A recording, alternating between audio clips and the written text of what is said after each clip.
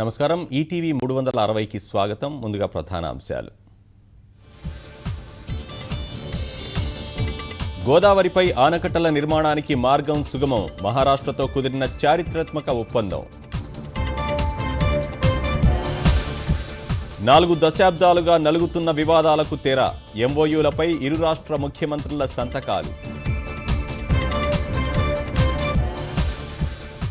ఒప్పందంతో 2 రాష్ట్రాలకు మేలేనన్న ముఖ్యమంత్రులు. ఒకే గొడుగు కిందకు రానున్న పాత కొత్త ప్రాజెక్టులు. కేసీఆర్కు ఘన స్వాగతం పలికేందుకు సిద్ధమైన తెరాస శ్రేణులు. బేగంపేట విమానాశ్రయం వద్ద స్వాగత వేదిక ఏర్పాటు. విద్యావంతులతోనే రాజకీయాల్లో మార్పు సాధ్యం. ప్రజాభివృద్ధికి కష్టపడడంలోనే సంతోషం. ఎంపీ కవితతో ముఖాముఖి. ఈపీఎఫ్ పన్ను ప్రతిపాదనపై వెనక్కు తగ్గిన కేంద్రం. ఉపసంహరించనున్నట్లు లోక్సభలో అరుణ్ జైట్లీ ప్రకటన. సుప్రీం చెంతకు విజయ్ మాల్యా రుణ ఎగవేత వ్యవహారం. దేశం విడిచి వెళ్లనీయరాదని వ్యాజ్యాలు దాఖలు.